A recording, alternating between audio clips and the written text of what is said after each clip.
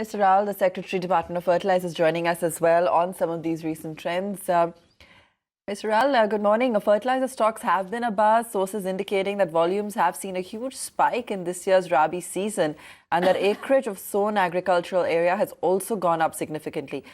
Could you confirm or add some details to this? I will give a brief about the fertilizer scenario that has we have experienced during this current season, as well as the end of the season scenario and the next Kharif season. Our experience and whatever information we are getting from the field and through our DBT platform, it has been seen that the area under various crops has gone up significantly compared to last Rabi season. As on today, comparatively we have seen that particularly urea consumption has gone up by more than 10 lakh tons.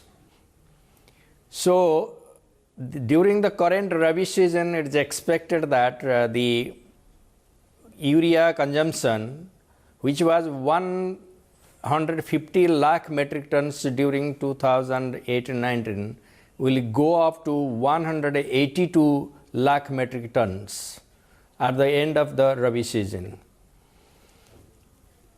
As far as Kharif 2020-21 is concerned, it is too early to make a prediction. That will start from April 2020. Once we'll see the situation at the end of March 2020, then we will be able to assess what will be the Kharif requirements in 2020-21. Sure. Do you think that DBT is the single largest factor capable of alleviating the stressed sector? I mean, talk to us about it, where the rollout currently stands, and if you could also highlight the mechanism of dispersal. We have a system of a direct benefit transfer, which is not exactly the cash transfer to the farmers for fertilizer purchases.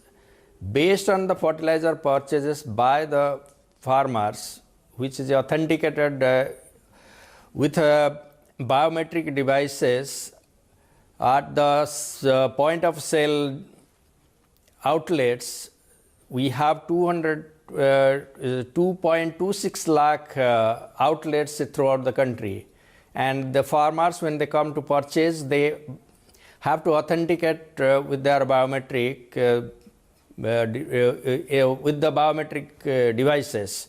So based on that sale, we transfer the subsidy amount to the fertilizer companies. So it is working so far well, but there are certain concerns, particularly it has not achieved its objective of a balanced use of various inputs like nitrogen and phosphorus or potassic fertilizers.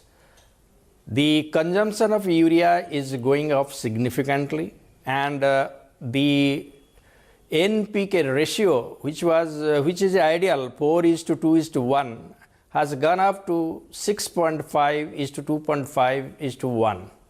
So it has not achieved the objective of creating an environment where people will use fertilizers in a balanced manner.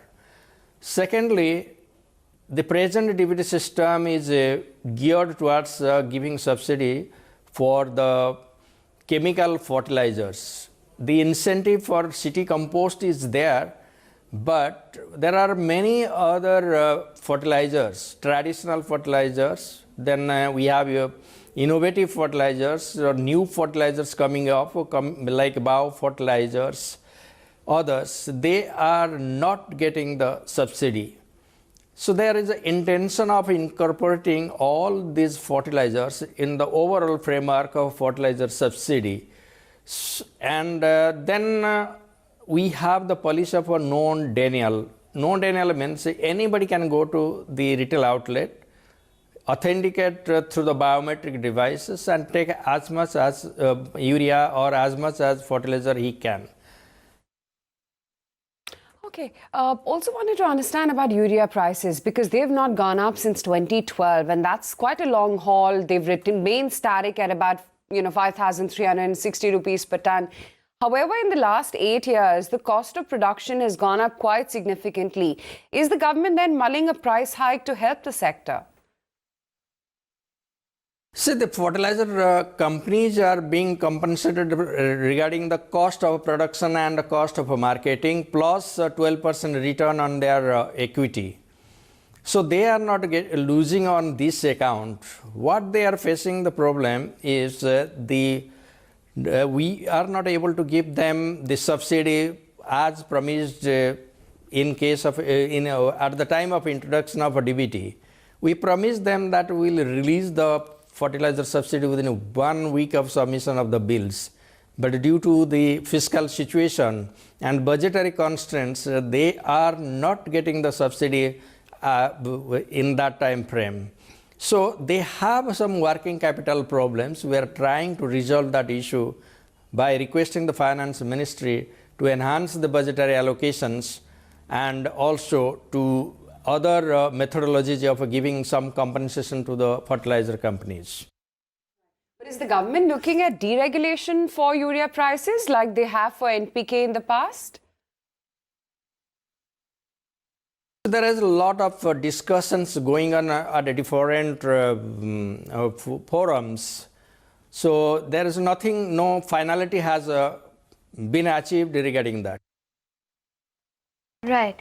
Now, given that the price is sensitive, what are the major triggers that need to be activated in order for the sector to revive? Can you give us an idea of the budgetary allocation that's required, as well as how, the working capital cycle for these companies could potentially be enhanced? So the first objective is to get a higher quantity of allocation for fertilizer subsidy. At the beginning of the current financial year, we had outstanding of 32 to 34,000 crores of rupees payable to the fertilizer companies. And we had reasonably, you can say, good amount of budgetary allocation. During the current financial year, our budgetary allocations was enhanced by 10,000 crores. But still it was inadequate to take care of these previous areas. And now during this year, because of a substantial increase in fertilizer consumption due to favorable weather conditions and a shifting of cropping patterns for high consuming crops like wheat and other crops, we estimate that the arrears at the end of the current financial year will go up to around 40,000 crores. The solution is that we should get at least 1,05,000 crores as our budgetary allocation. If there is a constant budgetary constraint, then the government should also, we are trying to convince the finance department to make other arrangements through which the fertilizer companies should get their subsidies in time. So these are the two ways we are thinking of compensating, or we can say to help the fertilizer companies to overcome their working capital requirement. And do you expect any big announcements for the fertilizer sector in the upcoming budget? I understand that it's a long and extensive budget wish list.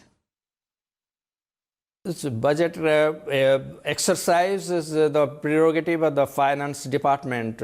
It will be inappropriate on my part to speculate on that. All right. Thank you for giving us more clarity as to what's expected from the budget, how things are shaping up on the overall pricing front and the outlook for crops in the Rabi season. That's the view coming in from the Fertilizer Secretary.